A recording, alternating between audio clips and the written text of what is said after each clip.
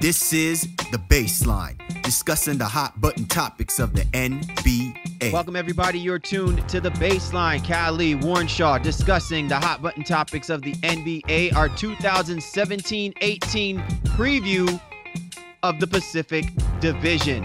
Of course, the biggest and the best team hails from out of that division, but we have a very, very eerily feeling that a couple of teams have looked to improve in this offseason and stake a claim to who is now still the reigning NBA, who is now basically the NBA champs, that being the Golden State Warriors. But we have got a jam-packed preview ahead to break down all five of these NBA teams that hail from out of the Pacific. I'm going to go ahead and roll out the red carpet to my right-hand man, 50 grand NBA aficionado, my man, my brother from another mother, representing for www.shawsports.net, Big Kahuna PNC. Mr. Shaw, welcome back. I know that you are geeked up, amped up, ready to rock and roll. The NBA season is soon upon us, man. My time of year, brother. You know, we are a month away as we record this show from the first game and just a week away from opening day, media days, and all those things going on with all 30 teams. And this is just a great time, you know, to jump right back into it, starting off with our Pacific Division preview. You know, basketball is back, man, as I always say every year. NBA coming, and I wouldn't have any other pleasure to do it with you, my dude. Every year we bring it, and I can't wait to get into the season, man. We have so many questions that we have to ask, and clearly it's like we're talking to ourselves because we expect our listeners, to say, hey, don't you, Cal, Game Face Lee, Big Shaw Sports, don't you guys have the answers to them? Of course we've got the answers to them, but we got to give you a little bit of suspense. We got to give you a little drama. You know what I'm saying? Like that teaser when you start off your favorite shows like Game of Thrones or The Walking Dead, right? We got to tease you into all of these unknown questions because we're the ones who have to sort out and give you at least a basis, an answer for which you can thrive and kind of satisfy the palate, so to speak, as we start nearing ourselves to the NBA season. Well, I couldn't agree with you more. You know, as you alluded to, jumping into every NBA season, there is a lot to discuss and a lot of questions that permeate as a result of the offseason. This was a very, very busy offseason, especially in the division that we're going to cover today. So, as always, man, I can't wait to jump right in. So all these five teams, I have my eye on one team that I'm really interested to see how they're going to maneuver this year. But like I said, we'll get to that when we get to it, brother. So let's jump right in. Definitely. So we appreciate each and every single one of y'all continuing to roll with the Baseline NBA podcast. You're like family. So we always appreciate our current family members, and we appreciate the new family members who are tuning into our show. Be sure to get at my man Shaw at Shaw Sports NBA, or get at me at Game Face Lee. The show's Twitter handle at NBA Baseline, available on all the major platforms: iTunes, Stitcher Radio, Microsoft TuneIn, Player FM, available on iHeartRadio, and also available on the Roku channel and Google Music. So be sure to download any of those platforms. Enjoy us, take us in, and allow us to be your go-to resource discussing all things in the NBA. Without further ado, what we have for you here now, the 2017-18 preview of the Pacific Division. Time to break it down. Time now for us to preview the Pacific Division for the 2017-18 season. Kali Warnshaw of the Baseline NBA podcast. And the first team that we're going to go ahead and take a very close, in-depth look at are the Phoenix Suns, a team last season that finished dead last with a 24-58 record. They ranked 9th in the league with points per game, 6th in rebounds, assists per game. They were basically at the bottom of the barrel in the league. And as far as defense goes, they were among the worst, averaging almost 113.3 points per game. A lot of changes have taken place with this team, not just off the court, but on the court as well, too, Shaw. And I think the big question that we're looking at here is, are the Phoenix Suns finally going to settle on who is their franchise player? I mean, to me, it's pretty evidently clear that Devin Booker is the future of this franchise. And clearly by his display last season, his scoring ability, there's no question that they've got an it player on that roster. But this roster is turned over a heck of a lot faster than any bakery can shell out any pastry goodies you'll ever see. And in my head, I just don't feel the confidence that, they're going to invest wisely in the future of their it player in Devin Booker, or at least show that they have that type of player in him just simply because of what they've been doing the last few seasons. I mean, I think that's an interesting assessment going in to start off the preview here, too, because I think Phoenix, if there's one person they are pretty sure of, it's Booker. And that, to me, I think is where they're going to go. The rest of the roster very much is in flux. So when you look at this team, this is a team, as you alluded to, that had a lot of problems. They've had some turnover, and they've had some misdirection, if you will. But now they seem to be heading in a direction where they know, hey, they need to rebuild. They drafted Josh Jackson over the summer, got him in there now. But now if I'm TJ Warren, I'm like, okay, well, now I got to look at this guy over my back. And TJ Warren's also is in a contract year. So you got to see if they're going to tender him the qualifying offer, things of that nature. Eric Bledsoe's name was brought up in Kyrie Irving rumors over the summer. Kyrie now is obviously now in Boston. So, but it still makes Bledsoe a little bit leery. Brandon Knight, injured for the year. He's not even going to play this year in the 2017-2018 season. So you're right. This team has a lot of questions going into it. And for me, the only consistent that's going to be there is Devin Booker. I think everybody else in this roster might have their name in trade rumors, and a lot of them might be gone by the time the season ends in 2018. Well, so here's the thing that really sticks out to me when I look at this basketball team, Shaw. It almost seems like players that you have an expectation that should have been on the move, they don't get moved. And then players that you have an expectation that should actually be part of this youth movement that the Suns have been pushing the last few years, they still get lost in the flux. Now, one thing is for certain. We didn't know whether or not their intent was to keep Alex Len. It's pretty certain that Alex Len will no longer be a part of this roster, but yet they still have Tyson Chandler. There are just things about this basketball team that still begs to differ about what side of the fence this organization wants to be on when it comes to surrounding themselves around someone like a Devin Booker. Because he can sit here and he can pile up guys like Marquise Chris. He can say all the right things about guys like Dragan Bender. But and then we talk about the draft pick with Josh Jackson, Shaw. But at some particular point, you've got to start pairing up Devin Booker with guys that identify with what you want to see from this Phoenix Suns team. Because unfortunately, they are still in a division that has a maturation and an accelerated process elevated to where they're going to continue to be suppressed unless their youthfulness, their swag, whatever it is that they're going to need to move into the season is going to give those Phoenix fans something to go on, that they're going to be competitive even as we talk about the bigger and better teams that already are established rosters. Yeah, well, one thing about this team that seems to be a huge problem is that they don't have a clear identity offensively or defensively. Are they rank okay, I think, in pace, if you will. Well, not okay. They're actually very good in pace. They were second overall in pace last year. But their offensive rating was 22nd. The defensive rating is 28th. So on both sides of the basketball, they're just not efficient enough to really decide what they want to do. I think some of that is going to come now with Booker probably taking more of that lead role, if you will. For me, and this is maybe a stretch and maybe not the exact comparison that we should be using here, but think about Klay Thompson, if you will, on his own team. That's basically what Devin Booker is trying to become right now for the Phoenix Suns. Like Klay Thompson, if he was the man on a roster, what would that look like? And it should be kind of what Devin Booker does this year. 20-plus points per game, being very efficient, and even doing a little playmaking as well, too. I think although Eric Bledsoe is still in the fold and obviously a great point guard as well, too, I think they understand now what direction they need to go offensively. Defensively, they're going to have some struggles. Got to play a lot of these young guys. And again, I'm very concerned about what's going to happen with TJ Warren because Josh Jackson is there, and I think they want to build that kind of dynamic duo with Booker and Jackson, and that's going to take some time to flesh itself out. But the rest of this team, again, like I said, it's just up for grabs how they're going to play.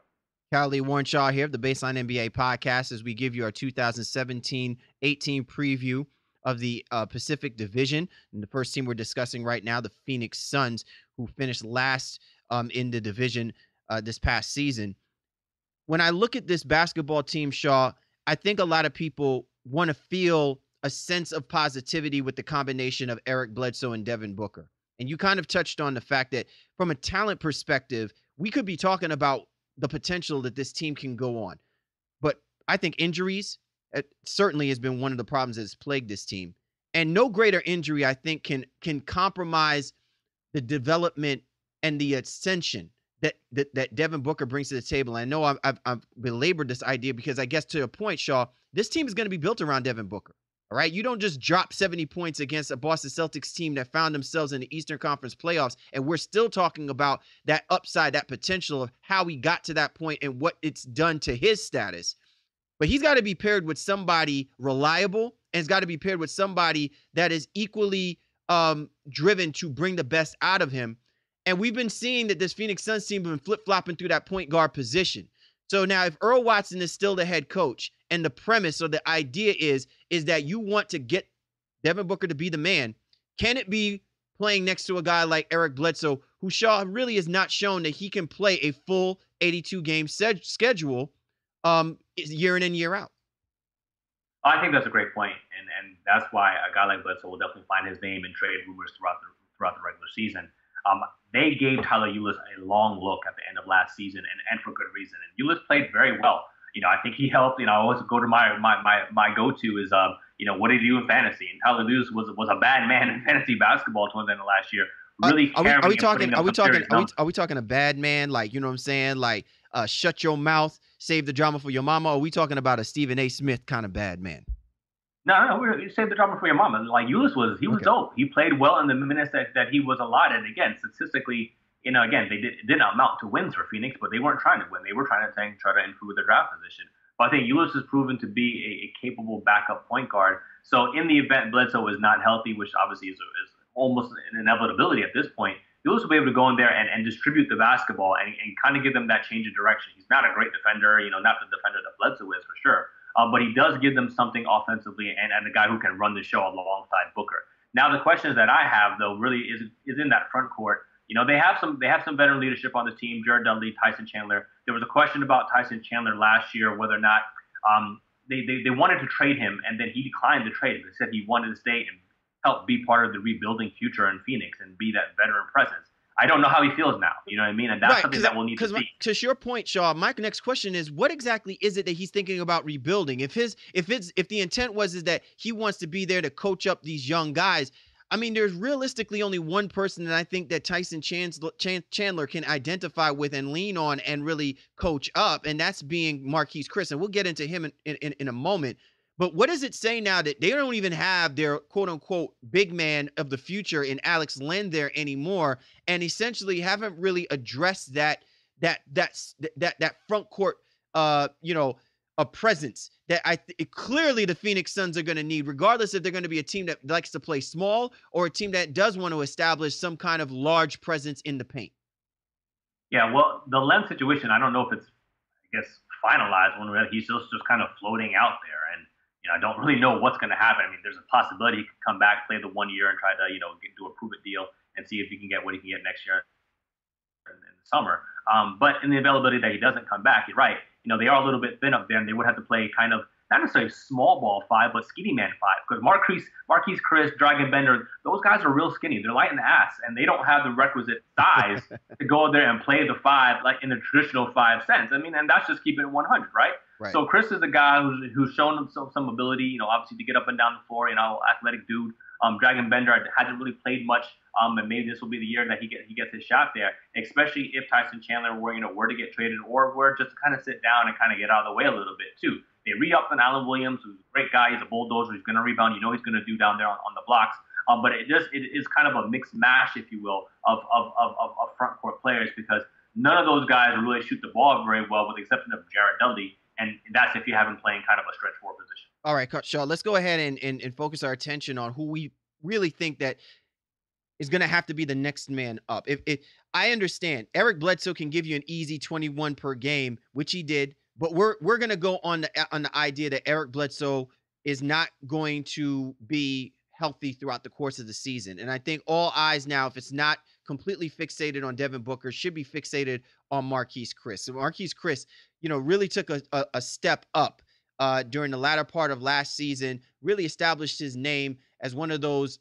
phenom power forward type players. He has the ability maybe to play even a three from time to time. His athleticism is really off the charts. I think it's his maturation process that really has to take off. And clearly it's not at the development level of that of a Devin Booker, but we saw even over the course of this summer that Marquese Chriss has the potential to be that solid number two guy, even in a way as a hybrid Draymond Green type of player. Do you see that coming out of him for this upcoming season, and how will that help Devin Booker and the Phoenix Suns? Well, you just need somebody else that you can rely on, especially in pick and roll situations or pick and pop, in the case maybe even Chriss a little bit. He's got to really decide how he's going to want to matriculate through the NBA. Does he want to be kind of an athletic big who can shoot the mid range, or is he going to really be able to and be a consistent 3-point shooter and really knock it down at a large clip, at a large percentage, a high percentage rather.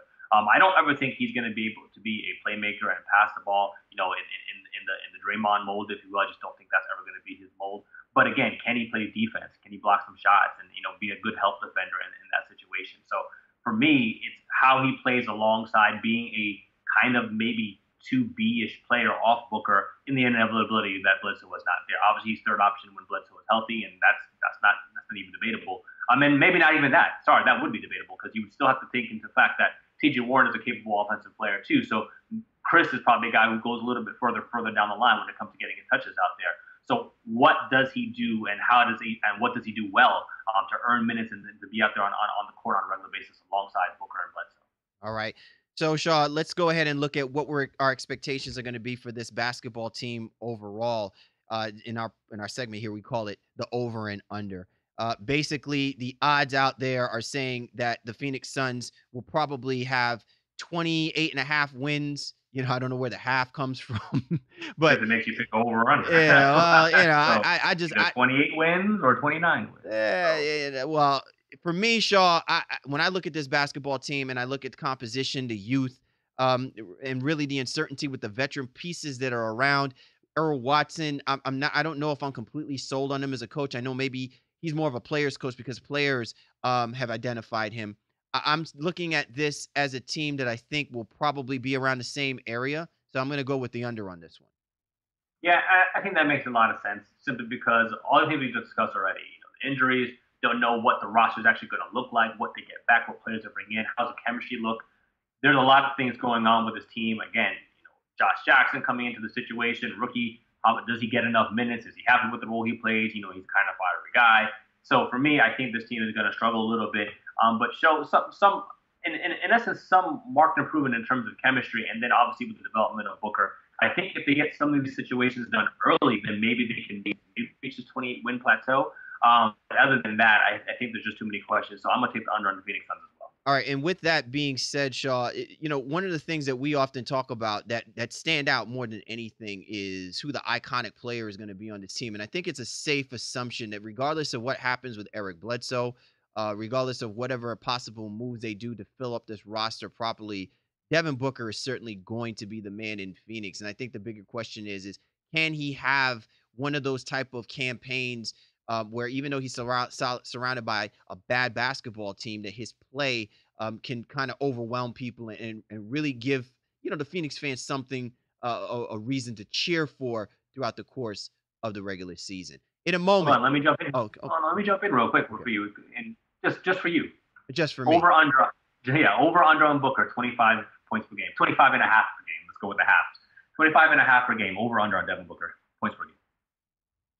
I'm going to go over 25. Yeah. I think he may average somewhere between 26, 27 points per game. I think that given the fact that, first of all, when you look at this division is not going to be a very, potent division from a defensive perspective. And he's going to be exposed to a lot of players that I think he has the ability to show his offensive game towards. He may run into some issues from time to time against a team like the Golden State Warriors, but let's remember, too, that the Golden State Warriors, when it comes to their ability of stopping star players, they don't emphasize just cold stopping star players. So if Devin Booker can maintain a level of consistency and play, I don't see any reason why he won't be somebody that's going to be averaging about 25 plus per game per night. I like it. I got him at 24.8, but with improved percentage on field goal wise. I think he can get his percentage up to maybe 45% from the floor, be about 37, 38% from three. And I think he's going to share the ball a little bit more with some of these young guys and teammates too. But I got him at 24.8, so I'm taking the under on that one. All right, man, let's move on. My bad. All right. So coming up, we are going to go ahead and set our focus and our sights on the fourth best team in that division, that being the Sacramento Kings, here on the Baseline NBA Podcast. Your to-do list is about to meet its match because Thumbtack connects you with professionals who get stuff done. Looking for a painter? Use Thumbtack. Time for a serious clean? Thumbtack. With Thumbtack, you can hire pros for anything on your list, and we mean anything. Just tell us what you need and we'll connect you with professionals for free. Compare prices and reviews, then hire the pro that's right for you. It's fast, easy, and always free. Bye-bye to-do list. Hire skilled pros for absolutely everything. Go to thumbtack.com today. All right. Back better than ever. Lee Warnshaw of the Baseline NBA podcast, our 2017-18 preview of the Pacific Division. Next up, let's talk about that team that finished second to last in the division, only bested the Suns by 2 as far as in the wins go. The LA Lakers, who finished with a 26-56 record. This is a basketball team certainly that's been in flux. They've been in that youth movement as well too. A team that finished 17th in the league in points per game at 104.6, finished 17th in rebounds per game, 43.5 points allowed. Again, a team that's been ranked close to the bottom, allowing teams to score about 111.5 points per game, Shaw, and certainly a team that certainly could use somebody to help pass that basketball because they finished 26th with averaging around 21 assists per game. So what did they go out and do? Rob Pelinka and Magic Johnson and Jeanie Buss in them, aside from getting rid of Jimmy Buss, they decided to get their man Lonzo Ball. And all is golden again in Lakerland, right? In La La Land, Shaw. So why is it that we still feel like, whoa, pump the brakes a little bit? This ain't all, just because you got the kid don't mean that the baby in the bathwater still ain't stinking up the joint. I think that's a great analogy when it comes okay? to the league. You know what I'm saying? Like, honestly, like I don't get me wrong. I love the hype next to the next person. You know what I'm saying? But let's like you said, let's keep it 100 here. What is it that we're still missing about the reality that is the Los Angeles Lakers? Yeah, this is still an atrocious defensive basketball team. Still atrocious. So they're not going to stop anybody. And although I do like KCP, and I think he was a little shocked that the money wasn't there for him in the market this year. He signed a 1-year deal with the Lakers, and he'll help them on the wings as a very good defender at the 2 position. But the rest of the team, they just don't really do it. Brook Lopez, he's added now the center position, and he can help block some shots.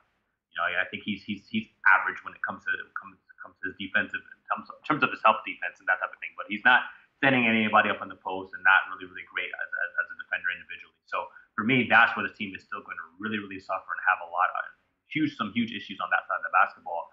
Brandon Ingram, long, lengthy still. Does he now, kind of take that next step alongside, I guess the Messiah, if you will, for the Lakers and Lonzo Ball. And I think there's a lot to ask of him in that. The question that I have for you, too, before we even kind of get into more of the nuts and bolts of this team is, how do you see the rest of this roster kind of organizing themselves, and how does Luke Walton build that chemistry around Lonzo with all the hype and all the stuff going around him, obviously with his father as well too. But you got KCP here on a 1-year prove-it deal, right? You got Brandon Ingram trying to prove that he's not a bust. That word is obviously very strong, but it's being thrown around him a little bit lately.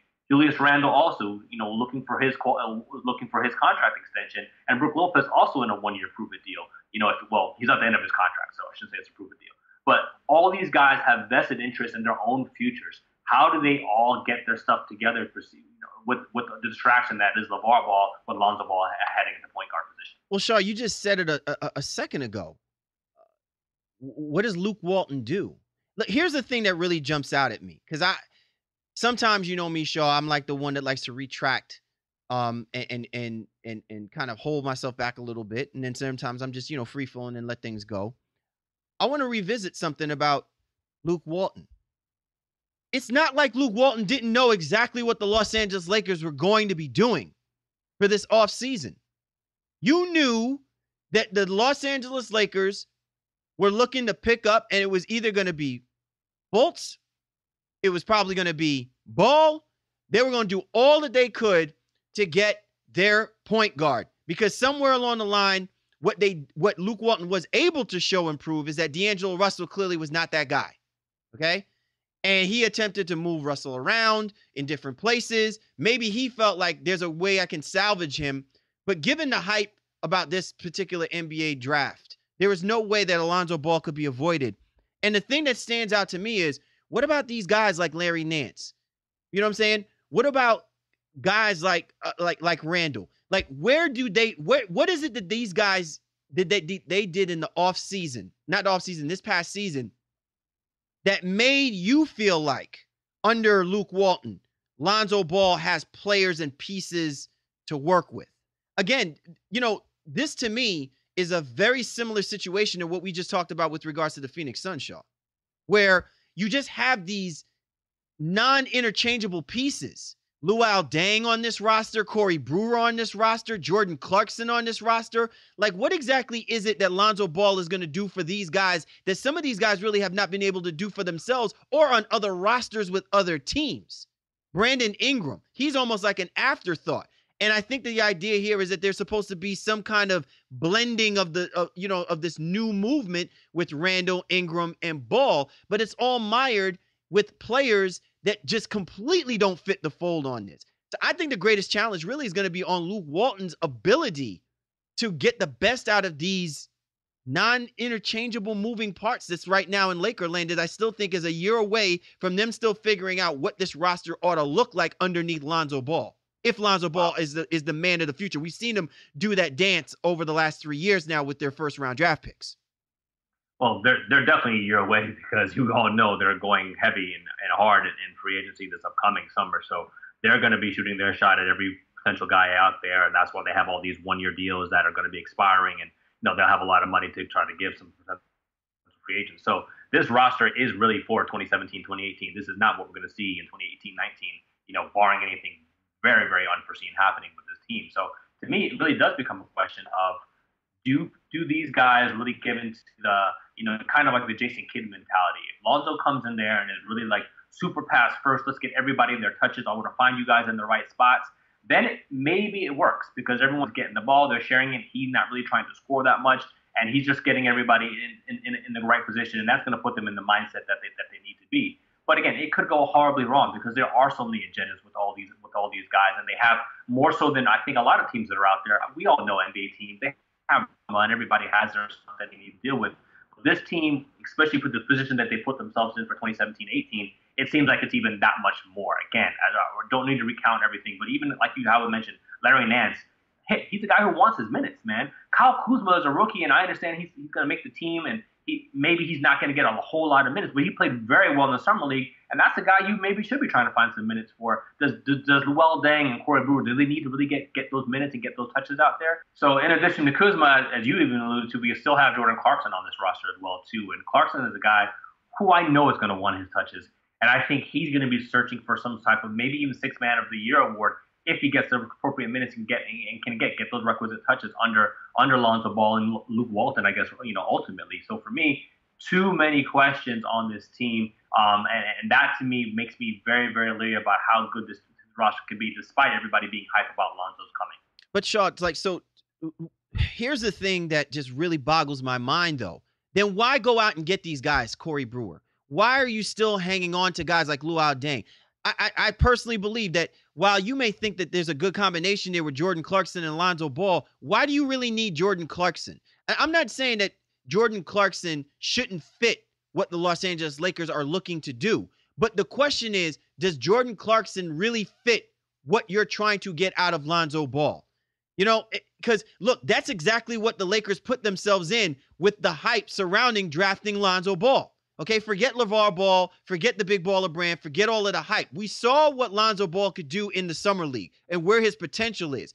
The question becomes are you investing in what Lonzo Ball can already give you right now as a top of the line type point guard who can clearly pass the basketball like no other and essentially even make marginalized players better? If that's the case, are you really marginalized? Are you taking a marginalized player like Luol Deng? Luol Deng has always been a solid basketball player, but there's no absolute upside to him any longer. He is who he's always been. So is that going to help the Los Angeles Lakers, especially moving forward about the money you're planning to throw out in 2018-19? And we're not even trying to get ahead of that because we're only previewing 2017 and 18. But still, it's these pieces that keep getting left on the roster that stymie the ability of whether or not you can truly believe that these guys are going to be contributors for bigger and better things for this basketball team. Like, this could obviously impact a player like Brandon Ingram, who you've been holding on to for like ever and a day because you believe that he should be that guy. Well, you believed in him for 2 years now, and yet there's still no certainty about whether or not this guy is going to improve upon what he gave you the year previously. best case scenario for the Lakers here, and not trying to, say all the doom and gloom about them, but I think realistically is maybe one or two of these guys just don't finish the year with them, especially on 1-year deals. Maybe they're able to trade them for some semblance of assets to maybe even improve their position next summer as well too. And maybe you trade Brook Lopez, or maybe you trade KCP to a team that may need some help on the wing or whatever the case may be. Those are the types of things that I think are very realistic for them. And in the case of Clarkson, I mean, he still holds a lot of value. He can play both positions in the event that you don't really feel like Tyler Ennis is a guy who can back up Lonzo. And we still don't know how Lonzo is going to hold up, his physicality in the NBA. So, Clarkson may have to go there and play someone for Luke Walton in some cases as well, too. So the guys like Deng and Brewer, I just don't think they're going to be factors this year. The guy that I'm really looking at, though, is Brandon Ingram and Julius Randle. Those two guys have a lot to prove themselves this year. Randle's obviously trying to make some money. Brandon Ingram trying to prove that he is that dude alongside Lonzo Ball, and how this Lakers future is going to be. We still don't know. But that, to me, I think is what's going to happen. Maybe one or two of these guys just don't finish the roster, and the Lakers try to trade them for some assets. All right, Shaw, you gave me a pretty interesting, before we do our over and under, you gave me a pretty interesting over-under about this basketball team's, ability to pass the basketball ball now with Lonzo Ball. So where are we with the over-under in their ranking as far as being the 26th best team in the league? I'm going to say I'll give them an edge. I mean, they have a better passer on their roster, so I guess this would be, under or over. I don't know because they would be moving up in ranking. So I guess it's under 25. Well, no, that wouldn't be right. So they're going to be better. Put it that way. Yeah, you're saying they're going to make a jump, but the jump won't be significant. Where they're not going to be a top 20 passing basketball team because of Lonzo Ball. Yeah, I think. Because that's exactly the type of fandom that we're hearing from Lakers fans. That they think that he will instantly catapult this team to being a top 20 type. There'll be a top 20 type passing basketball team as far as getting assists go per game. Top 20 is not all that amazing in that of itself. So. I think they can get to like 21, 22. Yeah, I mean, especially if he comes in there and he averages 7, 8 assists a night, if you will. And again, that might be being generous, but whatever. Let's say he's going to get the minutes. That's something I think he can do. So for me, I think they're going to be a better passing team simply just because he's going to have to take on and embody that role.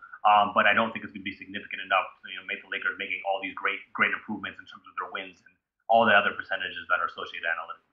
All right, Cal Lee, Warren Shaw of the Baseline NBA podcast. Time to go over and under, Shaw. The line for the Los Angeles Lakers are 33.5 wins. Taking the over, or are you taking the under? I'm going to take the under, and just slightly. I think they're about a 32 or 31 win team. I don't think they're terrible. I think they're improved from last year. But again, just so many questions. So you definitely believe because of Brook Lopez and Kentavious Caldwell-Pope that they will be significantly better than the Phoenix Suns? I don't know significantly because we didn't say that Phoenix was going to be all that bad all that well too. They could have maybe 1 or 2 more wins than Phoenix this year. But I do feel like this is a team that they have more overall talent maybe than the Phoenix does. Okay. And maybe that's stretching it. More proven talent. I should say it that way. More proven talent. Especially in the case of Lopez, who's been really good when healthy, especially the last couple of years. And I really like KCP. So. If those guys finish this roster, finish the team, I think this is definitely a team that can get to 32-ish wins per se. And they can have some fun, and scare some teams as the season progresses. We always love having fun for scaring teams, right? Like, we don't want their record to scare us, but we certainly want the teams to play well enough to scare the opposition. I'm picking the under on this one, and pretty easily. And it's not because of the fact that the team from a roster standpoint won't look good. I tend to question the health of guys like Brook Lopez and Luol Deng. I can definitely rely on Kentavious Caldwell-Pope, although I don't know whether or not he improves markedly better playing next to Lonzo Ball. I guess it depends on how he fares under the Luke Walton system. I think the person I'm looking at is Jordan Clarkson, because he, to me, is the more dynamic offensive player. And clearly, if this Lakers team is going to build on anything to capture any of these 30-plus wins that we're saying they're going to get, it's going to have to be on them playing, certainly better offensively efficient basketball, because the defense certainly will not be there with this basketball team anytime soon. So I'm clearly looking at this basketball team, maybe grab a couple of wins here and there that they certainly didn't get last season. But I'm certainly got my eyes focused on Luke Walton and what he's going to do with this motley crew roster that he has to work with. And then, of course, the star, the gem that is of Lonzo Ball. Yeah. Callie Warrenshaw. Up next, we discuss the third best team in this division. Will they improve? Can they survive post the Boogie Cousins era? That's right. We talk about the Sacramento Kings here on the Baseline NBA podcast. So we interrupt this great podcast that you're listening to. My name is Kevin Rayfuse. I'm Tim Tompkins. And I'm Justin Kuzart. And we host the Drive and Dish NBA podcast. We cover every team in the league and a bunch of really fun segments like Random NBA Player, Drive and Dougal, and Hot Takes from Reddit. So when you're done listening to this podcast, give us a search on iTunes or whatever podcast streaming app you're listening on. We're also at driveanddishpodcast.com. We are the Drive and Dish NBA podcast. And we're back. Callie Warrenshaw of the Baseline NBA podcast. As we move things along, let's go ahead and talk about the team that finished third in the division last season, that being the Sacramento Kings. They finished with a 32-50 record, Shaw. But if you were to ask me if whether or not this team could even amass 30 wins after giving away their big chip in DeMarcus Cousins and Boogie Cousins, the fact that they were even able to acquire wins after that trade happened during NBA All-Star Weekend is absolutely baffling to me. But it lends more to the coaching acumen of Dave Joerger. It probably says a lot more about Vlade Divac, that while he looked like an absolute lunatic for doing this, and trust me, he looked really bad in making this play, this is a basketball team that does have a bright side. And it's just, it's great when you see, finally, for a team that has not seen the playoffs in over 11 years up to this date, and it probably will not happen again this year for them, at least the fan base and maybe even members in their own organization can look at this team and say, you know what? We're still going to be competitive. We're going to play hard. We got some grinders on this basketball team, and we're going to make it a heck of a season. But moving forward, there's going to be some kind of future with the way that the Sacramento Kings set themselves up. Yeah, they do have a semblance of a plan, right? It seems like we have a plan. Some semblance of one, because there's still some questionable moves that I think were made after they did pretty well in the draft as well. But following DeMarcus Cousins and that cloud, whatever you want to call it, good or bad, the Cousins situation just wasn't fruitful for anybody in Sacramento. So now they've moved on and they've overcome that hump, and now they're heading in a certain direction. So now you just have to figure out really is who is the man on this roster. Is it going to be De'Aaron Fox? Is it Buddy Hield? Is he going to be the next Steph Curry? No. But again, can he be a capable guy that can really lead a franchise? And I think that's very, very questionable. Scally Sierra, is he somebody who can really build around it? That to me seems a little bit questionable as well too. So, but to me, they're just trying to accumulate young talent all together and throw those guys out there and see how many wins they can accumulate. Getting George Hill, getting Vince Carter, getting Zach Randolph. This goes to kind of the thing that you always talk about now. When is enough when it comes to getting veteran guys to kind of help some of the young guys' presence? Because some of those guys, especially in the case of Z-Bo and George Hill, they're going to want to play. They're not just going there to go out there and just collect the check. Z-Bo might be smoking a little bit of weed on the side as well too. You all know he got a little trouble. But nevertheless, those are veterans. Listen, he probably did that after actually realizing the roster that he's playing on. He's like, this ain't Memphis. But he did it to himself. He did it to himself. He wasn't traded. He signed with Sacramento. He made a conscious decision to go to that team and to that roster. A subconscious decision. Remember, this is about weed, right? This is under the influence. Under the influence, right.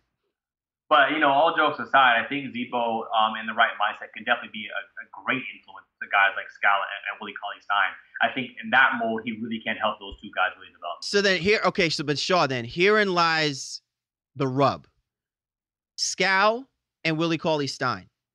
It's not like those guys don't have potential to really be solid contributors in that front court for the Sacramento Kings. But again, you have Kosta Koufos, right? And then you got Zach Randolph. And it's so again, at some point, when is having that veteran presence too much veteran presence to what you just alluded to? Because in my estimation, Willie Cauley-Stein should be starting. Willie Cauley-Stein has been basically playing backup to Boogie Cousins. And even when they try making that Twin Towers concept work with him playing next to playing Boogie Cousins, it still didn't work. So now you no longer have Boogie Cousins there, right? And it's open season to who is supposed to be the offensive contributor to that basketball team. That still does not stop what you brought Willie Cauley-Stein on that basketball court for. That guy is supposed to be a stopper, a shot blocker, and a defensive presence. So why do you still need Kosta Koufos on your basketball team? You know what I'm saying? Much less the same thing with if you have Skal Labissière, who's supposed to be a offensively good, lengthy weapon in your front court. You know, at some point, you're going to need to figure out what you're doing with Zach Randolph and Koufos. So again, another what is supposed to be a good move by the Sacramento Kings is stymied by the fact that they're still not doing their roster justice. Yeah, I mean, and it is a little bit overkill, as we allude to, I think, from the veteran presence-wise. But you just really, Jaeger's got to figure that out. Koufos, I think he has a player option going into next year. So, you know, do they hang on to that and try to figure out, you know, is he somebody, because he's going to opt in if he's on the roster. So if they don't trade him this year, you know, and he's only 28 years old. I feel like Coach Koufos has been around forever. He's only 28.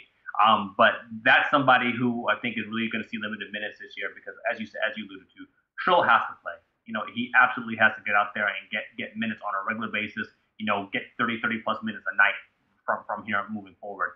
And they even have Papagiannis, you know, who played well in the limited minutes he had in, like, I think the final 5 to 7 games of the year as well too. So they want to take a long look at him and how he's gonna matriculate.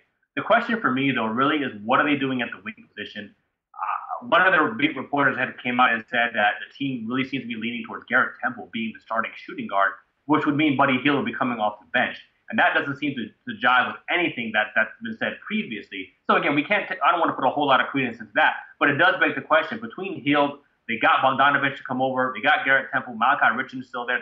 They have Vince Carter, for Christ's sake. I mean, and they also have BC as well too. But BC obviously, you know, he's not in the starting mix, if you will. But that 2 and 3 position, who do you peg as the starters at the 2 position? But Shaw, okay, let me humor you for a second, okay? This could potentially be your starting lineup for the 2017-18 NBA season, okay? And again, you know, people can feel how they want to feel about this. I'm just looking at it, you know, when you're just looking at it strictly on the roster, on the paper. George Hill, your starting point guard.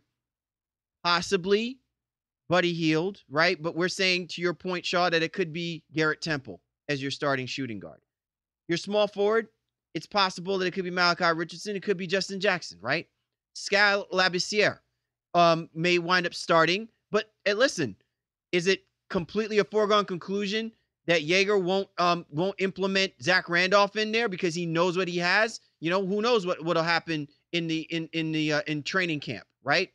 And then Kosta is going to probably wind up being the starter, even though the intent should be that it's Willie Cauley-Stein that should be your starting center.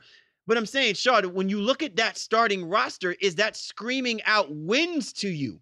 At least if you start your young players and you go through your rough patches, it's justified because you have young players that want to go out and win basketball games, and they're going to taste losing in its course. Well, I don't think there's any chance that Willie Cauley-Stein doesn't start. I think there's no chance Koufos, Papagiannis, anybody starts over Trill at the center position. I think that would just be lunacy to me, and you know, Jaeger would have to get his head checked. The Zebo Labissière question is I think it's valid, but I think Zebo knows at this stage of his career what he's best suited at. And I think unless Skal gets hurt for some reason or whatever like that, I think they have to go with this youth movement. Again, for me, it really is a question at the wing positions. Who is it? You know, who are those guys? Do you throw Justin Jackson out there? Do you throw Bogdanovich out there, you know, as a capable scorer, and to give 2 sharpshooters on both sides of the floor on a regular basis? We have Hield and Bogdanovich out there, but they like Temple's defense. So I think that's why he's being kind of, you know, thrown into the mix as a potential starter. You know how many times we talk about that, Shaw? Though we talk about how that, that guy, he plays that defense. That's great. He plays defense. The rest of the team can't play defense, so he alone is going to be, you know what I'm saying? You're locked down. He's but I'm just saying, to me, that's the mentality. No, Trill can play that defense, Shaw, but to your point, it's the commitment of saying we want Trill to be there. He has to be there. This is what has to be done, and that's what I'm saying. Are we doing this because we want this team to be a better team defensively? So that's the reason why because we're not talking about Garrett Temple screaming out at you, giving you 16, 17 points per game. And George Hill is not a 20-plus point per game type of point guard anyway. And so if you drafted De'Aaron Fox, I'm just saying the components and the parts for where you want this basketball team to be to see that market improvement at times gets scrabbled because the roster, again, it's like they go halfway in on giving up who they're giving up. And then they go halfway in on committing who they should be committing to. And I think this is, to us, Shaw, what kills our momentum in being able to properly assess from a preview perspective how successful this basketball team can be. Well, let's look at it from one other perspective as well, too. We're going to stick to them talking about defense. Jaeger has the ability, if need be, because George Hill's a good defender. And George Hill can play, the two guards position. So they could get they could have closing lineups where De'Aaron Fox is out there at the point, Hill's at the 2, and then he can have Garrett Temple at the 3 position, and those 3 guys can go out there and defend, to try to get stops, I think, on a regular basis. I think he has that at his disposal. But will De'Aaron Fox now get enough burn? Will he get enough trust from Jaeger to go out there and close and not mess up? Because I think we discussed it when George Hill signed there. We're just like, dang, Fox was going to be that guy. He's going to get a ton of burn, build around the youth. Fox, Hield, Labissiere, Cauley Stein, let him go out there and run. And then they added, 3 more veterans to the roster in BC, Zebo, and George Hill. But Shaw, it is a little awkward. But Shaw, we saw how this hit and miss play in that shooting guard position was. Remember, they got Aaron Aflalo last year, right? To be their shooting guard. And listen, he wasn't even good defensively, let alone good enough for them offensively, right? And so at some particular point, I'm just saying, you went ahead and you got Buddy Hield. He was part of this massive deal. And already you're lining up the roster with guys to say, well, if something doesn't turn around in the first couple of games, I'm already going to put guys like Garrett Temple and guys like Vince Carter in there to take minutes over, rather than having the patience that this team really should start exuding when you have these type of young players. At some particular point, this quasi commitment from these teams that have not succeeded, over years, not just a few years. I'm talking over a stretch of years. It's got to stop, man. It really has to stop, especially for the Sacramento Kings. Well, you're right. And I won't dispute you on that in one way, shape, or form. But to me, the bigger question is, while I do think they made some acceptable improvements, it seems like George Hill and Willie Cauley-Stein, and I guess Scala as well, too, those are going to be like those 3 guys, and Hield's going to have to get in there and figure out, can he get enough touches and can be a capable scorer. I'm just concerned about how they score on a regular basis. Like, I don't know if they have enough there. I think they are kind of more of a, not to say like a grit and grind team, because that's not what they are, but they're going to be scrappy. You know what I mean? And they're going to be slashing and trying to get fouls and get to the basket some. So that, I don't know if they have enough offense to really be competitive. So to your point, Shaw, and I'm going to go ahead and throw this question out at you. This is going to be a basketball team that will improve defensively but regress offensively. I think so. As we're kind of hashing it out here, I think there's that possibility is very much in case, unless again, Hill and Bogdanovich are 2 guys who come out there and really light it up for them offensively, which opens up the floor for Scallon and Cauley-Stein on the inside. So, and that to me is, I think, what Jaeger really truly has to figure out. How do those guys fit into his offense, and does he get enough shooting around there as well too? I think George Hill will be fine as long as he's healthy. Because he's much like Bledsoe, who can never stay on the court. But if he's out there, I think he'll be a stabilizing force to help some of these young guys on a regular basis. But I do want to make sure that De'Aaron Fox gets enough touches and gets enough minutes to kind of grow alongside some of these guys as well too. Because this is not like the other teams that we've been talking about, where hey, a lot of these guys are going to be on their trading block throughout the year. You're going to hear a lot of names thrown out there. I don't think that's the case for this team. Most of these guys are going to be here for the roster. Like, this is Sacramento's team, for at least for 2017, 2018. So barring anything unforeseen, Jaeger has a lot to figure out with this team. All right, this is a team that finished 25th in defensive rating. Do you think that this is a team from an over-under perspective, before we do our over-under on wins, do you think this is a basketball team that will improve their defensive rating as being a 25th ranked team defensively? Yeah, I think they can improve defensively. Again, just for the reason we discussed, they have some guys out there who can play both sides of the basketball, and Hill and even Temple. Temple's not a great offensive player, but he can definitely shoot the three, and I think he's improved over the course of his career. And if Scallon and Cauley-Stein, with the minutes that they're going to receive now as well too, I think they can be decent defenders. Again, blocking shots per se. Trill, he can move his feet, and he's a little bit more mobile and can guard some people. Scallon, I think, is going to be the type of guy who's going to block a couple shots a game per se. So overall, this team should prove defensively from 25th and maybe into the late teens on defensive rating. Who's going to be the leading scorer for this team? That's an amazing question. I have no idea. I really don't. I have no idea. If I had to give you an answer, as I will, I'll say it's maybe George Hill at like 17 a game, if he can stay healthy. But I'm sure they'd like it to be a guy like Buddy Hield to be that dude. What do you think about it? Who do you think could be? I think it's gonna be Buddy Hield at 16 points per game, and I really do think that Skal Labissière is going to have an opportunity to score some significant points.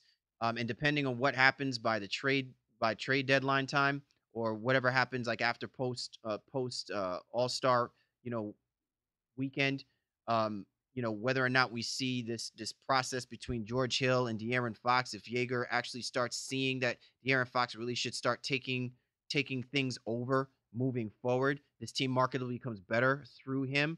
Because again, I've seen De'Aaron Fox; he's clearly a project, but the kid has got a lot of upside, and I think it's the type of upside that can actually make this young core group, the core of this group, better.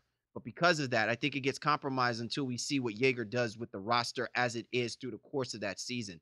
But I think Buddy Hield is going to wind up being their best and most efficient scorer for this basketball team. To your point, Shaw, because I just don't know whether or not George Hill's going to stay healthy. And that could open up a door for a guy like De'Aaron Fox. And I like the combination of Fox and Hield if Joerger believes in it. All right, so let's go ahead and talk about the over and under about this team as far as from a win perspective goes. The line says 28.5, over and under, Shaw. Oh, man. Whew. I'm going to go, you know what? Let's have a little fun. I'm going to go over. I'm going to give them a whopping 29. Whopping. Yeah, so I'm going to go with the over slightly. There's just something about, I think, the vibe that I do like. I said all that, and it sounds like I'm really down on this team. Don't know who's going to score. Don't know who's going to do this, whatever. And I'm going to totally contradict myself and just say I like the vibe of this team. I think they're going to, in essence, quote unquote, get along. They're going to find a way, like, you know what, hey, it's your turn, my turn, whatever like that. They may have four guys who average like 14 a game, if you will. And nobody's like really doing all that much offensively. But I think they'll figure out a way to get things done, especially if they can improve their defense a little bit under Joerger. I'm going to give them, 29 to 30 wins. Man, I'm predicting that this could probably be the worst team in the division, but that still says something because they're going to still amass a few more wins than what they accumulated collectively. All three of these basketball teams did. It's just not going to do 32. That's just, to me, that's just asinine that this is a basketball team built to win 32 basketball games. But I still believe in the fact that Coach Joerger gets these guys to play good team basketball. So where do I put them? I put them over the 28.5. I'm just not going to say they're only going to get 29 wins. I think at the very least they may get 30. But they're going to struggle to get that. Man, we're going to be biting on our nails talking about get that 30. It may take it the last game of the season for them to get that 30. To your point a little bit, I think this is a team that is probably going to struggle early, and then they're going to start to hit their stride as young teams do. Right. They start to figure some things out. I think they're going to be very, very, not very good, but they'll be, a tough team to play toward the latter part of the season, especially after All-Star break. All right. Well, there you have it. Sacramento Kings youth movement. I think so. Good enough to get past the bigger teams in this division? Oh, absolutely not. Coming up, we are going to preview who has clearly been the second best team for quite some time in this division. The only problem is, when will they ever be good enough to be the best team in this division? Callie, Warren Shaw, the Baseline NBA podcast. Look, I want to go to the game with you, but I don't have any time to be chasing down tickets. I got you covered, bro. Nobody can cover me. I meant Vivid Seats has us covered. Look, it's crazy easy to find the seat you want, and the tickets are guaranteed. Check it. You can even see a view from your seat. We'll make sure you got a wide open look at the field. Charles, I'm always open. Millions of tickets. 100% buyer guarantee. Now, how you want to pay me for these tickets? Straight cash, homie. Find your seats at Vivid Seats. Kyle, Warren Shaw, the Baseline NBA podcast, our 2017-18 preview of the Pacific Division. We are back and now ready to talk about the second best team last season.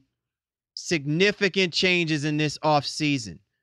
And while the main conversation when we talk about the Los Angeles Clippers is surrounding the move by Chris Paul to play for the Houston Rockets, I think the more significant thing that will be discussed, Shaw, is the fact that they figured out a way to bring Jerry West into the fold.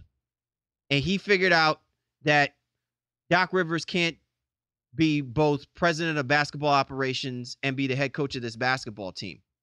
With that being said, still leaves a lot to be desired where for a team like the Clippers, you are banking on Patrick Beverley, Lou Williams, Danilo Gallinari, Montrezl Harrell, and a litany of other unnamed mentionables, Sam Decker, if you even want to throw him in there, to help Blake Griffin, who re-upped, and DeAndre Jordan, who probably at this point in time wish he was with the Dallas Mavericks given this craziness. How is this roster going to help this team amass the 51 wins that they accumulated last season, man? Well, I think that's the wrong question. It's the wrong question? It's the wrong You mean question. I went through all of that just to give you the wrong question? We don't need to necessarily go into over-under right now, where this team is not sniffing 51 wins. There's not a chance. What we need to really focus on. Not even on the smell test, bro. Not even near the smell test. What we need to focus on is what type of chemistry this roster is going to have in lieu of Chris Paul being gone. Some may say it's better, it's addition by subtraction. Like he was great on some of the guys there too, but there's just so much turnover with this team and guys who, in some cases haven't had a chance to really play. And again, I'm going to mention a guy like Bryce Johnson, who didn't play really much last year at all. Now you have Patrick Beverley as your starting point guard. Austin Rivers slides in now to protect the starting shooting guard. Danilo Gallinari comes over from Denver. He's the starting three. Blake and DeAndre, obviously, if you want in the front court position. Blake has a lot on his shoulders now. Some people are saying this could be an MVP-like campaign for him already, just in terms of, again, if he can stay healthy and what numbers he's going to do, how much of the ball he's going to be asked to handle. Because Beverley's not a true traditional point guard in this situation. So Blake's going to be asked to do a whole hell of a lot. But the question with this team is, even if you get past the starters, is this bench good enough? You got Lou Williams from Houston, obviously. Again, that's a great piece to have. But do the supplemental pieces now work? Does Sam Decker now become and play a big role? Does Montrezl Harrell come now and play a big role? Bryce Johnson, who I mentioned a little bit earlier. Willie Reed, they got over from Miami. All these guys are kind of question marks for me for the Clippers bench, in addition to trying to almost rehauling that starting lineup as Chris Paul exited and JJ Redick left to go to Philadelphia. So it's funny. I didn't get into my spiel about where this team ranked last year, right? Like they were 6th in the NBA with points scored. They were 21st in rebounding, which is kind of hard, given the fact that you have one of the best rebounders in the game and DeAndre Jordan on this team. And then you have Blake Griffin, who should solidly always give you something close to a double-double every single night. But again, to your point, suspensions and not staying healthy. 15th in the league when it comes to assists per game, 12th when it comes to defense. And all of that is just absolutely thrown out the window, which really begs the question about who the MVP of this roster was, right? Like we kept saying that for this team to be championship caliber, there has to be another level, another gear that Blake Griffin has to take for what was that team before in that trifecta, Lob City, the whole nine. And now, look, the question is, how much of this team will lose? Like, how much of this team will be exposed because Chris Paul is no longer there, Shaw? You know what I'm saying? Like, will Blake Griffin suddenly become that guy? Like, because we talk about Kyrie Irving with the Boston Celtics. How about Blake Griffin? Did not Blake Griffin kind of have his Kyrie moment with this Los Angeles Clippers organization? He's like, I need to be the man. I must be the man. Now, he really is going to be the man. But the funniest thing about this is that we're not going to be talking about this for this Clippers team about whether or not they're going to be able to compete with the Golden State Warriors. We're going to be talking about, will they still establish themselves to be the second best team in their division, simply because the competition in their own division they should be able to beat, but we don't know if they're mentally right to do it. And the composition of this roster really will speak volumes about whether or not we're going to continue to see improved play by DeAndre Jordan. We're going to see the leadership capabilities of Blake Griffin, because this is essentially his team. And these other components surrounding them will be competitive enough for them to maintain being a middle-of-the-road type of team in the conference, but really being the second best team in their own division. So for me, here's the thing. Like, I'm maybe foolishly so a Blake believer, and I know he's on the downside of his career, if you will, at this point, I think. But I think he's going to put up a monster year. He's going to, do a lot of great things. Should be a 20-plus points per game, 8-plus rebounds, and maybe 5, maybe even 6 assists, because he's going to run that much of the offense. And he's a great passer. But to me, what I'm very concerned about. Shaw, before you get it, let me ask you this question real quick in between this. So do you believe that Doc Rivers is relying on him, or Doc Rivers is prepared to give the keys to him? Because we've seen this before, this dynamic where Doc Rivers can be him, and he wants to make sure that he's still, like, this team still can't flow without the river being, you know what I'm saying, without there being a river to it. Doc Rivers can certainly put the onus on the idea that even though you're being paid like you're the man, you still have yet to have proven to me that you're the man. And Blake Griffin has really shown us that he was never ready to be the man. That's why he leaned so heavily on Chris Paul. Well, I think that's hard. I think that's a hard assessment of Blake. I think he's played well when Chris Paul was out and they were able to rely on him. And I think vice versa. When Blake was out, Chris Paul and those guys, they did what they needed to do without him as well too. So I think in this situation now, where yes, the money is a factor per se, but I think his overall mentality, and I think he's taken very, very seriously, is that he is an LA Clipper, and he could very well be an LA Clipper for the rest of his career, and kind of have a legacy and potential Hall of Fame career there. I think he wants to be the man. I think he's going to be the man, and Doc Rivers is definitely prepared to allow him to do so with this roster, because at this point, he's the only one who has the talent, who can still even dribble the ball up court, if you will, can pass, he can score, he can rebound, better than anybody else on this team. So I think Blake is going to be the number one option, but I think the sneaky number two, maybe not so sneakily, is going to be Danilo Gallinari. I think he's going to get a lot of touches. But my question for you, though, really is moving past those two guys and even the front court, if you will, do you think Austin Rivers is ready for prime time starter minutes now in the NBA as starting shooting guard for Lakers? He's not going to have a choice. He's really not going to have a choice, because it isn't this.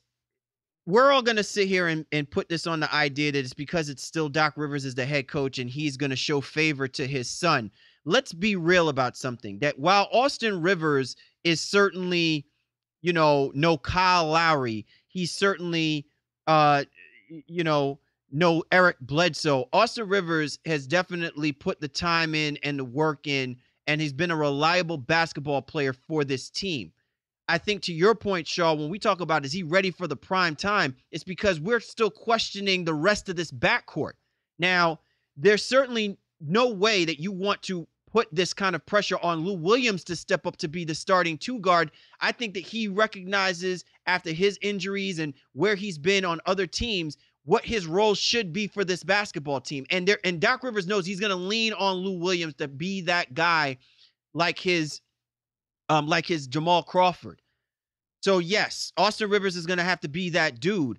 I more so see Austin Rivers actually having to play that point guard type of guy, because maybe Blake Griffin leans on him a whole lot more than him figuring out how Patrick Beverley is going to set him up for success. Because you can't tell me that Blake Griffin is going to set the rest of these guys up for success. He's been doing that because he's had the luxury of playing next to a quality guard like Chris Paul. But I ultimately believe that the point guard play is really going to be on Austin Rivers. And I think because he's been on this roster and played next to Griffin and played next to Jordan, that Doc Rivers is going to have to lean on him to execute in a way that's going to continue to let the Clippers play at a high level that the expectation should still be on for this team? I think that makes a lot of sense to me for Rivers and be the primary ball handlers on this roster.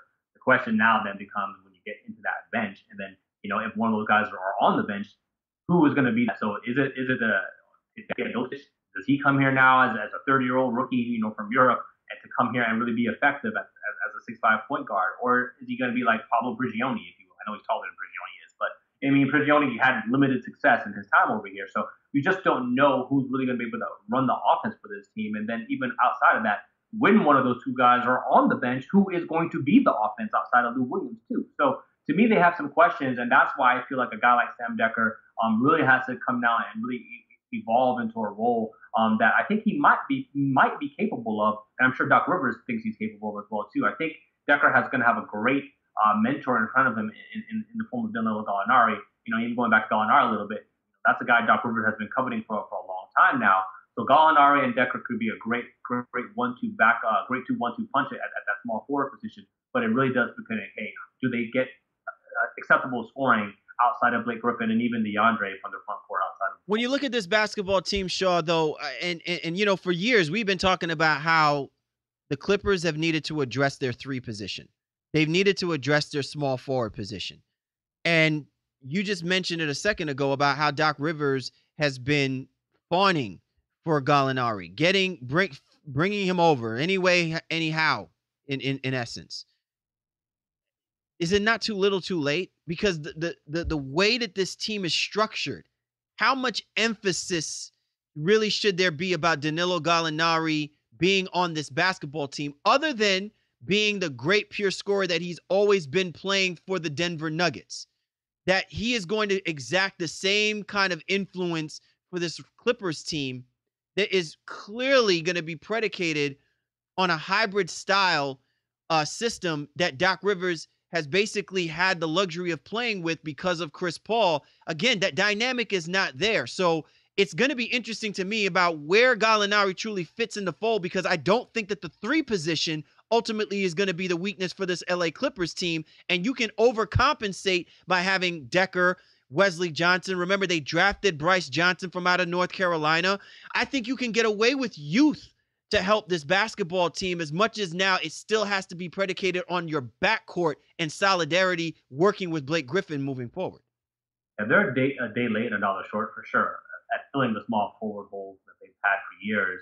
And now they more or less created a point guard and a shooting guard hole, losing Chris Paul and JJ Redick. Now, again, I'm not knocking Patrick Beverley or Austin Rivers, especially in the case of Beverley, who we know is a very capable defender, more than capable, if you will. But it just seems like Gallinari would have fit, other iterations of this roster in previous seasons.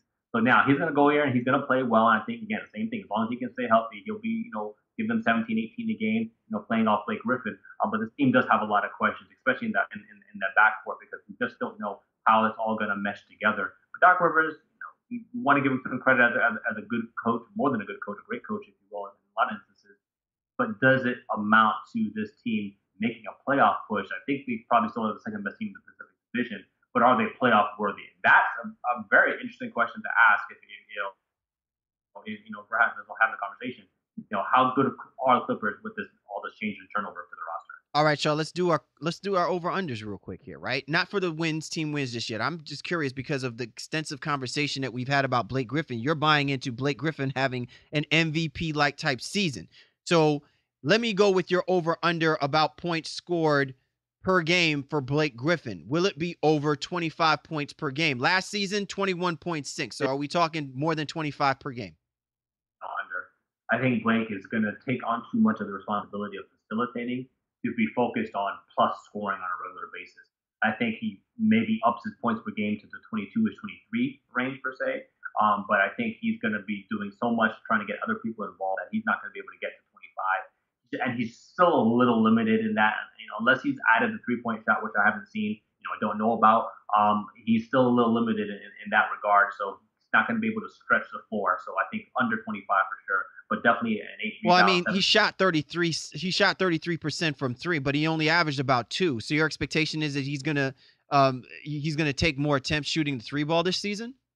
No, I'm saying he can't get to 25 points per game unless he did. Oh, okay. I don't know that happened. So, but you are saying that he's probably going to facilitate the basketball a lot more. So you think he's gonna? So you think that he's going to? So let's say that he averaged around 5 assists per game last season. So you're saying he's somewhere in the neighborhood of 7, maybe even 8?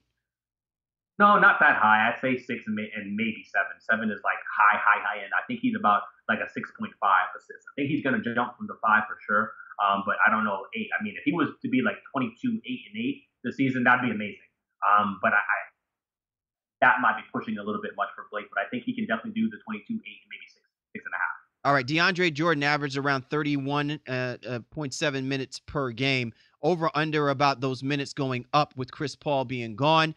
And his rebounding totals, do you foresee him foresee that skyrocketing maybe to 14, 15, which is clearly, that's like Dwight Howard Shaq type of numbers when we're talking about with DeAndre Jordan.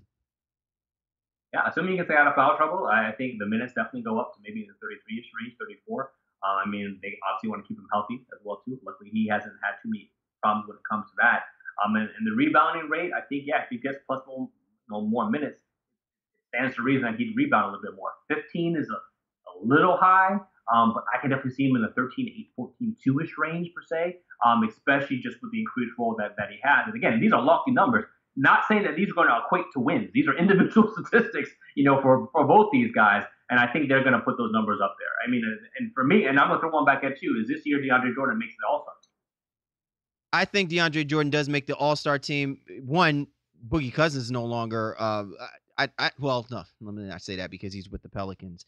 I think by default, there's that possibility that he makes the All-Star team. I can't say it completely with confidence because I really believe that unless an injury again happens to Blake Griffin, DeAndre Jordan again may be partially compromised from, because part of it is really Doc Rivers and his belief about DeAndre Jordan being being the second tier scorer for this basketball team. If he still relies, and you got Danilo Gallinari, Danilo Gallinari is going to shoot the rock, right? So I think the All-Star play is going to be predicated on this team being equally good defensively like they were last year for a good portion of the season. And ultimately him really spiking those rebound numbers, which again is possible. I think that if he's clipping around 14 rebounds per game, he makes the All-Star team. I mean, and realistically, I mean, he has been at that. What was he, 13.8 last year? So I think he can get to 14.2 with a couple more minutes a night. I think that's definitely capable. The 15 seems a little lofty, but, again, if he's focused and committed on that, especially if he can do it from an offensive rebounding standpoint, then I think that he can maybe scrape that 15, maybe at 14.8. But again, I'm going to hold out on that a little bit, for right now. All right, so let's go ahead and do our over-under, Shaw, with regards to team wins. This is a team that amassed 51 last year. The line score is giving them 43.5. Over or under on this? I'm going to take the under, and slightly. I think the Vegas lines, if you will, did a pretty decent job at putting these together for most of the teams in the NBA. I think the Clippers are going to struggle to get their chemistry together and really play effective defense on a regular basis because this is one of the things that they were pretty good at last year. And although Beverly is more than a plus defender, Austin Rivers has proven himself to be a decent defender now. But he's going to have a lot more minutes that he's going to be in. Fatigue makes that in. I think they're going to struggle in that area, especially with Gallinari at the 3. I think this is a team that gets maybe about 500 team, 41 wins, 42 at the max, if you will. 43 is a little much for me, so I'm taking the under. And still be playoff bound? I think they're going to be in the conversation. So definitely, in that 7-8 seed, kind of like how the Memphis Grizzlies were last year. I think this is what the Clippers become. Again, it's not a knock on them. It's just their franchise has changed. And losing Chris Paul, and that turnover is massive. So it's a lot to ask of this team to be, a top 4 or 5 seed in the Western Conference with all the improvements that happen across the conference. I think they're going to definitely take a step back, but still be in playoff contention, fighting for one of those. Wow. Well, for me, I see this team as being at least a 44, maybe a 45 win basketball team. Certainly over, huh? Yeah, I'm picking the over. I certainly do not see this basketball team capturing the 51 wins that they did last season. But the reason why I believe that, Shaw, is because I think this is going to be one of the better defensive teams, but it's still predicated on their health. So if Austin Rivers can stay healthy, Patrick Beverly can stay healthy, Blake Griffin can stay healthy, I think that they can easily break even on 41. I think that there's still some quality wins still left on the table for them to capture, whether it's still from within their own division. and whether or not that they capture them from, within the conference. And, certainly, listen, this is a Clippers basketball team that's been there, done that. They've tasted playoff success. So they're going to be critical stretches where Doc Rivers can lean on his players to go out there and get them some wins. I think there's a motivation in Danilo Gallinari playing in Denver and suffering the type of losing seasons that he suffered. He's never really lived up to the brand or the standard. And I think he has an opportunity to rejuvenate a little bit of, what's left of his career so far. So I think this is a team that can eke out some wins. I think that they are a playoff basketball team. They certainly will not be the type of basketball team that we've talked about over the last couple of seasons, though. So, again, definitely not 51, but certainly 44 is good enough to get them into the playoff picture, Shaw, like you said, like a bottom seed. But again, it's going to take a Herculean effort, I think, from Blake Griffin to help absorb the blow of not having a floor general, a guy like Chris Paul, who has led that basketball team for so long.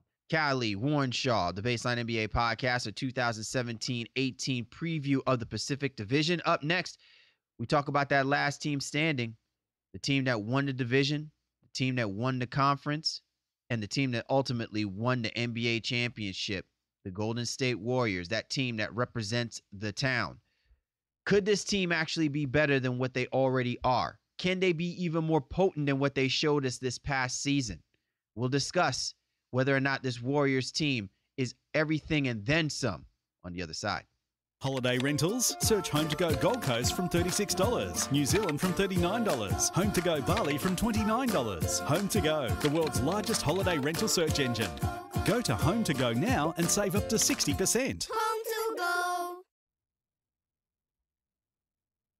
Callie Warnshaw, the Baseline NBA podcast. We are back. Our 2017-18 NBA preview of the Pacific Division. One team left to go, and it is the creme de la creme, the team that hoisted the trophy when it was all said and done. And people can probably even make the argument, where do you rank this basketball team in the greatness of other basketball teams? This is a roster of not just all-stars, but literally future Hall of Fame type players that came together with one common goal, and that was to beat the brakes off of the Cleveland Cavaliers if they were to see them in the NBA Finals. And that's exactly what this team did. Golden State Warriors finishing with a 67-15 record, best in the NBA, the NBA champs. I mean, I don't know whether the accolades of being them the best of the best. First in the league in points scored. They were among the best teams defensively. Defensive rating second in the league. Holding the teams down. They were a top 10 team defensively. Rebounding, I mean, say what you want to say. They may not have been the best team rebounding, but when you got a defensive player of the year type player in Draymond Green, you could be rest assured not too many teams will get opportunities and chances to score the basketball and will be able to do it and exact it the way that the Golden State Warriors did, Shaw. Really, when you look at this basketball team and the composition, the only question is, can they get along to get it on? Is really what the question becomes with this Golden State Warriors team. Yeah, I just don't have that much to say about GSW. I mean, I think for everybody knows how great they are. We saw what they did in the NBA Finals, and they more or less just reloaded. And even the roster moves that they did to kind of fill out kind of like those peripheral spots, if you will. Even adding guys like Nick Young, adding a guy like Omri Caspi. Those are just such smart moves and so Golden State Warriors, if you will. Those guys fit in perfectly, and they're not going to need a lot of touches, not going to need a lot of minutes, but they're going to go out there and play great basketball in the minutes that they're given. David West came back. We all know KD obviously came back. Livingston, Iguodala, everybody's back. They even got a nice draft pick in Jordan Bell, who slipped to them, at the end of the first round there. So for me, this Golden State Warriors roster team is still very, very good. They lost Ian Clark, but they have a lot of faith in a guy like Patrick McCaw coming off the bench as well too. They just don't seem to have a whole lot of holes. So for me, again, this is a team that's just going to be business as usual, and marching the way to the Pacific Division. If there is a flaw or a big question mark with this roster, Shaw, what would it be? Yeah, I don't know that they have one. It's still the question of whether or not can they rebound and have enough interior presence. But we saw KD come in there and play some of the great best defense of his life, if you will, last season, and became a great shot blocker. And an even better rebounder than he already was. So for me, yeah, they still lack a little size. They didn't really gain much when it comes to that. Even with in addition to Jordan Bell, he's still a 6'9" power forward, if you will. And yeah, they brought McGee back, and they added Yoris Nang, if you will. I think he was Indiana, Orlando, and all those different places. And he's not somebody who's going to be playing a whole lot of minutes for them on the interior. So for me, if there was a question, are they big enough? But they answered that last year, so it's hard for me to nitpick of this Golden State Warriors roster. All right, so a couple of things listen. This was an impressive season by the Golden State Warriors, and people can put the whole super team connotation out there. I think that when you go and you win a championship, the way that this team did, and despite some of the ups and downs this team has suffered, this team became a super team just because of the way that they played against their competition.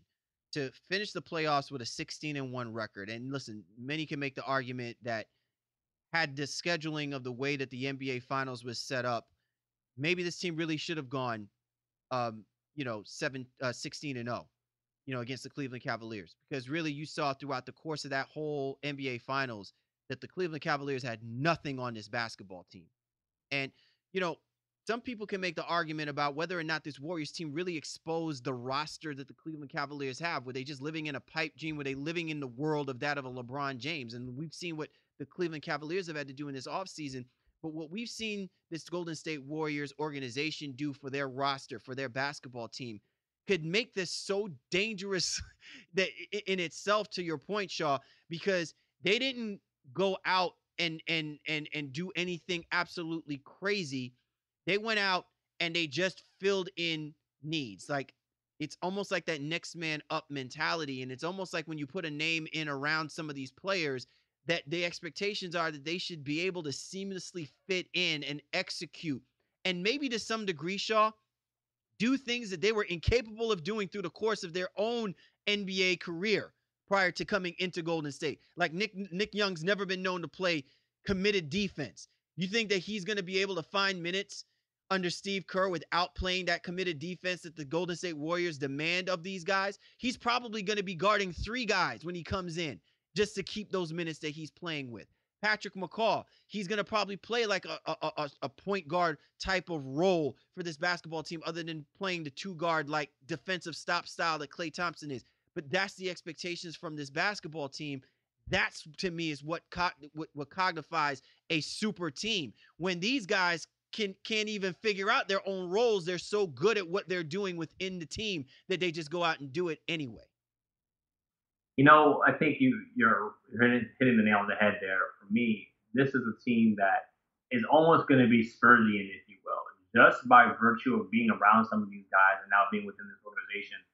Some of these peripheral players are just going to have better careers. They're going to become better basketball players by having to just be perfect, if you will, in terms of their preparation and what it takes to be at an NBA championship level. I think Durant, Curry, Klay, Draymond, all those guys are going to definitely just coach guys up, if you will, to some degree, like the Omri Caspies, the Nick Youngs of the world, if you will, coming to this roster. So I think that's a great point when you look at it, because there's not a whole lot that those guys are going to have to do. And now that they understand that, hey, they just come there and play basketball. They play and fit in a specific role in a specific time frame, and they know that they don't have to worry about anything else, because at some point or another, KD, Klay, and all those other guys are coming back in. So you know what? Go out there, do what you do best, and don't try to overdo your role on this roster. So for me, Golden State, again, seems to really be heading in the right direction, or continuing in the right direction, towards an NBA championship.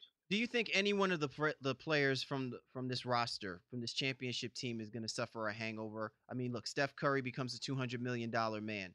Klay Thompson, remember, he took a while before he found his groove in the NBA Finals. Draymond Green, we were just kind of biting our fingernails to see whether or not he was or wasn't going to get ousted in one of these games during the course of the playoffs, and how it could possibly set back that roster. And, Kevin Durant was so fixated on that chip on his shoulder. I mean, my man has got soles in his new line of sneakers that's just kind of, find your inner soul. And his inner soul, like, people are calling him crazy petty, but I just think that this is a guy who, has basically aired it out, right? Like, so could he wind up taking his foot off the pedal a little bit simply because he's accomplished what he's dreamed of? Like, can you see any of these guys suffering from that level of a hangover, or do they still even have that much more to prove if you're the Golden State Warriors? I think they want to do it again. I don't think Durant at this stage of his career is losing interest, if you will, or just whatever. And I think, if there's any of that, you're going to see it in maybe the total of the wins, which obviously we'll get to an over-under a little bit, maybe in the regular season. But when it comes down to having that killer instinct, when it comes down to playing championship basketball, all these guys are going to step up. Again, I'm going to say this until it doesn't happen for the most part. If there's one guy who I'm looking at as like, is he going to be a little bit unsatisfied with his role? And to me, it's still going to be Klay Thompson. I still feel like he's a guy who, if he was on a different roster, on a different team, he could really be, a superstar elite level player. Here, he's an all-star, and he's a very good basketball player now that Durant's there. He's no longer the number 2 option. So although his numbers did not suffer greatly last year statistically, I still feel like, if there's somebody from a mental standpoint, like, hey, you know what? I wish I had a little bit more of a bigger role. I wish, if the next Kyrie Irving, if you will, it would be Klay Thompson. But even that, again, it hasn't happened yet. So although I'm beating that drum, this Golden State Warriors team continues to move forward in a positive direction. Man, I'm a little shocked that you haven't, you beating that drum the way you do in our podcast. It hasn't, whispered in the ear of Klay Thompson. You know what I'm saying? Kind of drudge up a little bit more of that NBA drama like we did in this offseason. You know what I mean? Like, yeah, but it's a conversation piece that, I think other people are now even starting to catch on to. I think CJ McCollum had put that out there on Twitter, right around finals, like, watch Klay, because it is an adjustment for him. And although, again, the numbers did not suffer all that greatly, his role is different. And that's something else. I think, though, Shaw, it's going to lend to a bigger question that we certainly cannot have because this is a preview, but it's something that I think we are going to have, too, is when are we transitioning from that era of basketball where it's about the ego of the player, the brand of the player, as much as it is the brand of the team? You remember we've been trying to figure out where are we trending, right?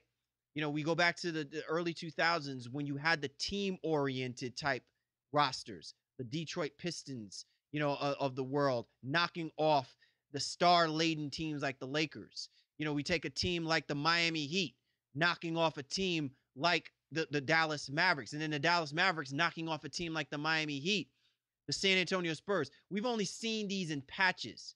And now that we're actually seeing homegrown talent, I mean, the Golden State Warriors, in many respects to people, are making comparisons about them like the New York Yankees in the core 4. When you look at this Golden State Warriors team, are we trending in that direction? I think that's going to be an interesting question that we should throw out there as we continue to watch the course of this upcoming NBA season and what's going to happen move forward. Let's go ahead and get right into our over and under, Shaw. The line is 67.5. I feel that number is too small, but what do you say? Over and under on that one? Well, in terms of their ability and talent, they could definitely easily be a 68 to 70 plus win team. Like, I say that without blinking an eye. I don't think that they're going to be that vested in, I think, rest and those things. Although the NBA took the appropriate measures to give teams rest and based off the schedule, starting the season early and everything like that too. I just feel like there's going to be a little bit of, hangover and championship fatigue for the regular season. And then they're going to be ready to rock and they're going to gear things up, towards the end of April as they get into the playoff run. So for me, taking the under, but again, it's not saying a whole lot. I think they'll probably still win 64 to 65 games. 7.5 is a lot of games. They're capable. I just don't think that they're going to have the interest to do so. I'm going to pick the under, but the reasoning why I'm going to pick the under on this, Shaw, is because I think that the days of the Los Angeles Clippers talk being in the same stratosphere with the Golden State Warriors, that no longer is in the conversation. I think strictly within this division, they are so head and shoulders above a part of anything else. And while divisions really don't matter because of the way things are structured, I don't think that they really care if they have to play in San Antonio or if they got to go to Minnesota, if the Minnesota Timberwolves suddenly become this big. I just feel like the competition, there's so much fluctuation and change, which we'll get into the rest of our previews, that if you're the Golden State Warriors, you're basically making sure that you take care of your business. And so if their mindset isn't about eclipsing 73 wins, if it's really not about that kind of accolade, they are just fine with 66 wins, 67 wins thereabout, doing the same thing that they did and basically putting themselves again in position to be fully healthy, strong, and ready to make that run. I'll tell you what's more realistic to me, Shaw, is that this is the type of basketball team that I think they think that running the table and going 16-0 is more important than about winning the regular season. And so that's the reason why the total number of wins this year may not matter as much, because I don't think that the rest of the other rosters that are structured are really going to try and push this Golden State Warriors team to have to worry about getting more than 67 wins through the course of a regular season, because they're still going to be the best in their division, and they're still going to be a top two team come to in the Western Conference. I think that those are great points, because maybe some of the motivation that drove them just isn't there anymore. Right, like the talk was that the Los Angeles Clippers should be better than the Golden State Warriors. How many years have they disproven that theory, right? Well, at least that they could be in the conversation, not necessarily better. I mean, I don't think anybody thought the Clippers were better last year, but the Clippers are supposed to be the rival, and now they got worked out in every way, shape, or form, in every regular season game, and now they're a completely different team. The Spurs just don't look like the Spurs anymore. So I think the question in the Western Conference is, okay, now it's going to be all the Rockets, ready to take that next level and step. So, that starts to become a thing. Maybe Golden State, is like, all right, well, maybe that's something that they try to look to in terms of motivation. But I think they've proven everything they needed to prove over the last season, especially with the addition of Durant and what he needed to do when he got there.